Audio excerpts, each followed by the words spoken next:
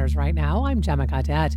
A new podcast titled A Good Guy tells the story of an active duty Marine, Sergeant Joshua Abbott. He was part of the January 6th attack on the U.S. Capitol. So what was he doing there? That's the question the podcast wanted to answer. It's hosted by NPR Pentagon correspondent Tom Bowman and reporter and co-host Lauren Hodges.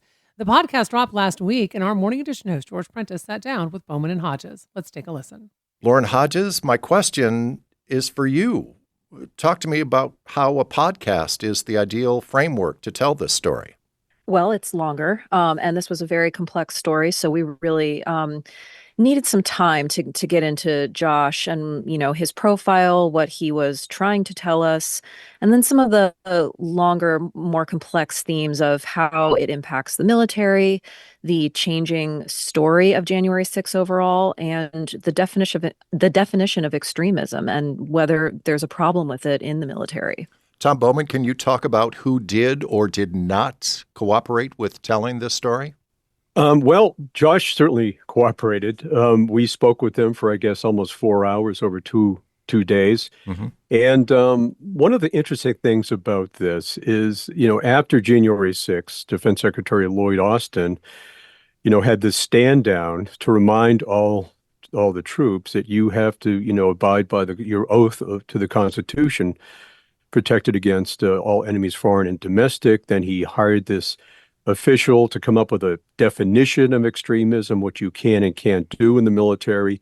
And then all the military services, just this year, by the way, put out guidelines about prohibited activity. And they also vowed to collect data for the first time on any extremist activity. Interestingly, I reached out to a number of senior Pentagon officials asking about this, and nobody wanted to talk about it. And finally, just a few weeks ago, we've been working on this story since earlier this year. I finally was able to talk to the Commandant of the Marine Corps at a roundtable with reporters, and I asked him about, extremism in the Marines, and it was a really interesting thing he had to say about it, and I'll leave that to the listeners when they hear the podcast.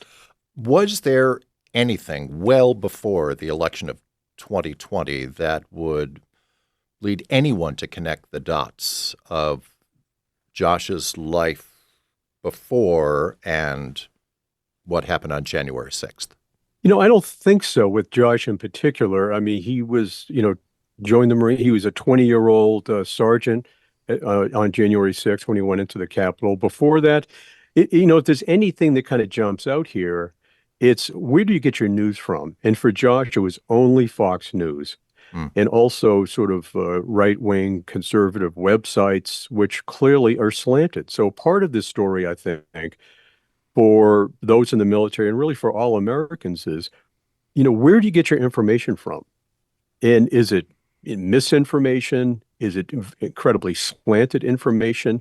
And again, with January 6th, the sense was, it was a Stop the Steal rally, but there's no evidence the election was stolen. And to this day, we hear Donald Trump and some of his supporters say, yeah, the election was stolen. J.D. Vance can't even say that, Biden won the election at this point. So it's still out there, very much so. And all of this is still very much part of the campaign because Donald Trump says those who went into the Capitol were patriots. He vows to commute their sentences should he get into office.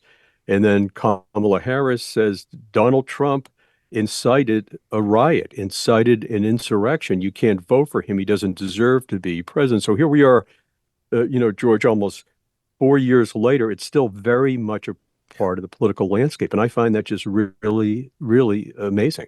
Lauren Hodges, how wide is the gap between how Josh tells his story and how others tell a story?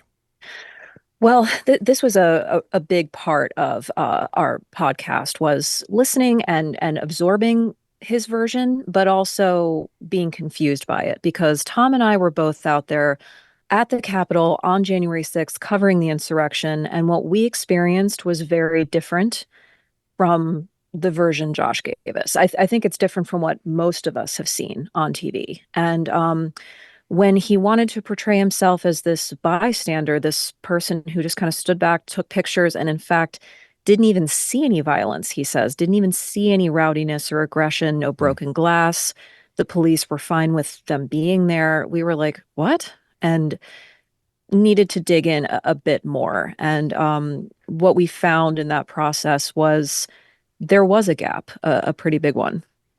No big spoiler alert here, but where is he right now? He's still an active duty Marine. And his legal status? Yeah, we don't want to give too much away. Okay. It's definitely a significant part of the twists and turns in the podcast. But I think listeners will be really surprised about the consequences. And to use your word, the gap between, what they would expect to happen and what does happen. That was our morning edition host, George Prentice, speaking with NPR Pentagon correspondent Tom Bowman and reporter and co-host Lauren Hodges about their new podcast, A Good Guy, which dropped last week. Thanks so much for listening to Idaho Matters. Boise State Public Radio and Idaho Matters are members of the NPR network. It's an independent coalition of public media podcasters. You can find more shows in the network wherever you get your podcasts. I'm Gemma Gaudette. We'll see you tomorrow. The candidates for November are set. I know Donald Trump's type. Between now and Election Day, we are not going back. A campaign season unfolding faster. Kamala Harris is not getting a promotion Than any in recent history. Make America great again. Follow it all with new episodes every weekday on the NPR Politics Podcast.